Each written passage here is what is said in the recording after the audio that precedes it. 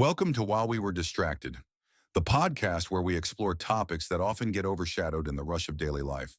Please take a moment to like and subscribe. It really helps. Okay, let's dive right in.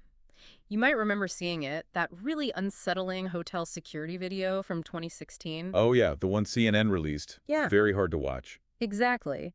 It reportedly shows Sean Combs, Puff Daddy, P. Diddy, Love, all those names in a physical altercation with Cassie Ventura in an LA hotel. You see him kicking, hitting, dragging her in the hallway. It's quite graphic. It really is. And that specific incident, that video, it seems to be a central piece of what started happening on the very first day of the Sean Combs trial. Absolutely. It came up almost immediately in the testimony. So today on the deep dive, we're really focusing just on that, day one. We want to unpack what we know about the opening arguments, who the prosecution put on the stand first, and maybe most importantly, what the actual formal charges against him are. And to do that, we're looking at a couple of key sources. There's a report from Iowa Public Radio that gives us a good sense of the day's events, especially the witness testimony. Right.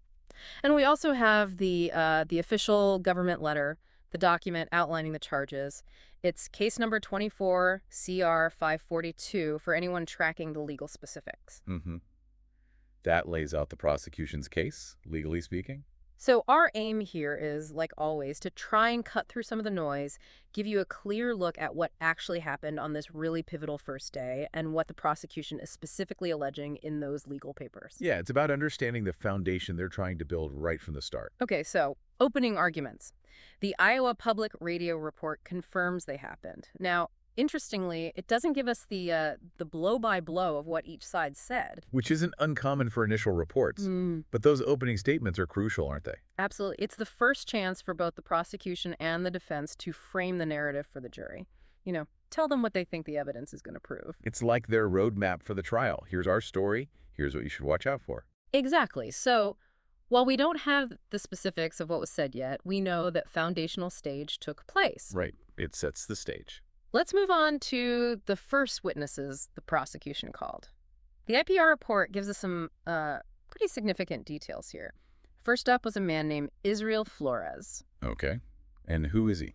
Well, now he's an LAPD officer, but back in 2016, he was actually working security at that exact hotel where the incident with Cassie Ventura occurred. Ah, so he was there, or involved somehow. Involved after the fact, it seems. His testimony naturally centered on that 2016 altercation. The prosecution actually played versions of that surveillance video in court. The same one we were just talking about. Yeah, the one showing Combs kicking, hitting, dragging Ventura in March 2016. But Flores also added his own observations from when he arrived on the scene. Okay, like what beyond the video? He described Combs as having, and this is a quote, a devilish stare. Wow. Quite a description. Very subjective, but powerful for a jury to hear, potentially. Definitely paints a picture, doesn't it? Yeah. He also testified that Ventura was clearly trying to get away and that Combs initially stopped her, physically prevented her from leaving. Right. And what happened after she did manage to leave? Did he speak with her? He did. He said he offered her help, asked if she wanted to call the police or answer questions, but she refused. Declined any help at that point. That refusal is interesting. It could be interpreted in different ways, I suppose. Fear, maybe, or something else the defense might explore later. That's a very good point. It adds a layer of complexity. Okay, so after Flores, the prosecution called their second witness, a man named Daniel Phillip. Okay, and his connection. His testimony went in a, frankly, much different and more disturbing direction. He alleged that Cassie Ventura paid him large amounts of money for sex. Paid him for sex? Yes, allegedly paid him for sex with her while Sean Combs watched. Okay, well, that's quite an allegation. And when and where did this supposedly happen? According to Phillip, these encounters happened in New York City, roughly between 2012 and 2014. So years before the hotel incident. Exactly.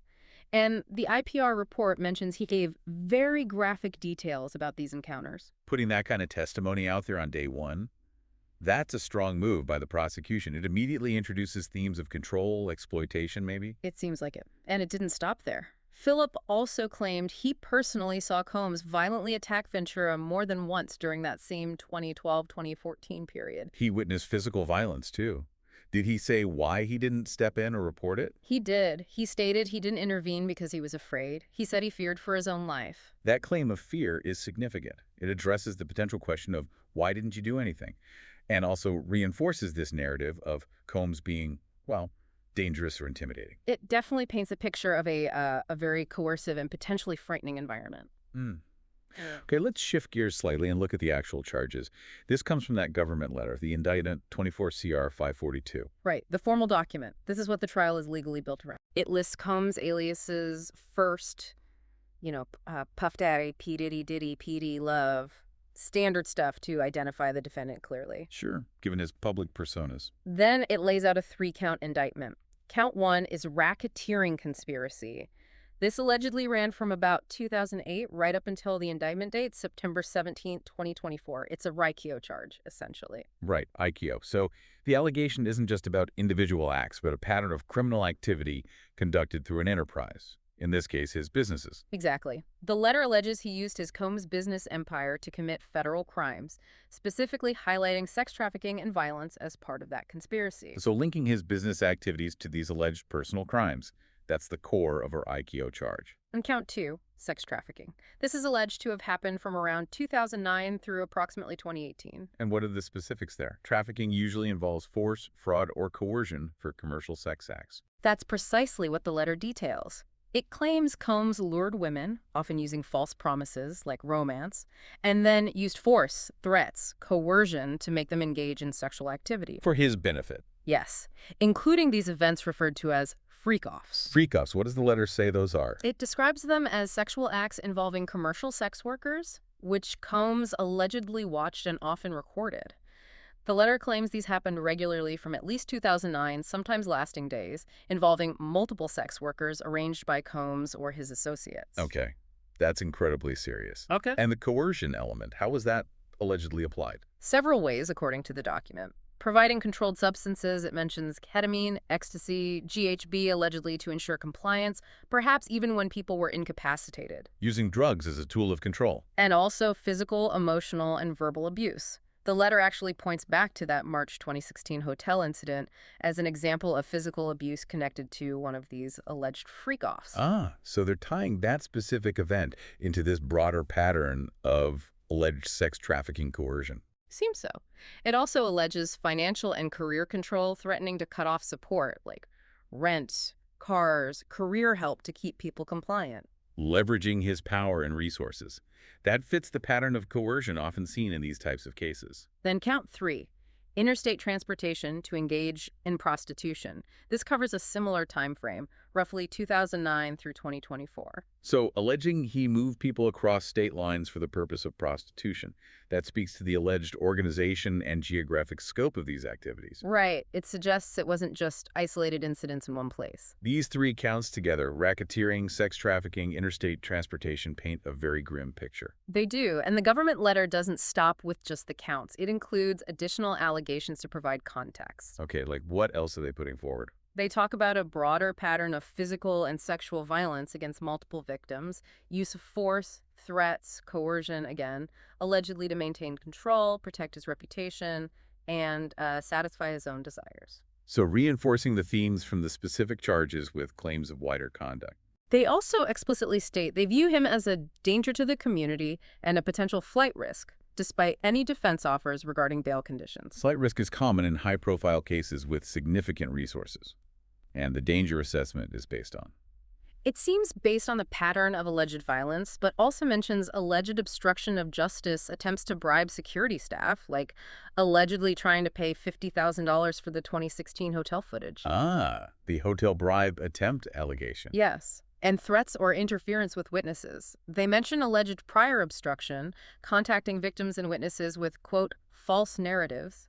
There's even a reference to an alleged 2011 kidnapping and arson incident, though not charged here. So painting a picture of someone who might try to interfere with the judicial process. They also note firearms seized back in March 2024, including defaced AR-15s as evidence of access to weapons. And they claim witness tampering occurred as recently as late 2023, citing recorded calls with victims. Recorded calls. That could be very significant evidence if admissible. It certainly sounds like it. The letter stresses the investigation is ongoing and mentions the severe potential penalties, a minimum of 15 years, up to life. And of course, they note his wealth, estimated near $1 billion, as a factor in the flight risk assessment. Huge resources.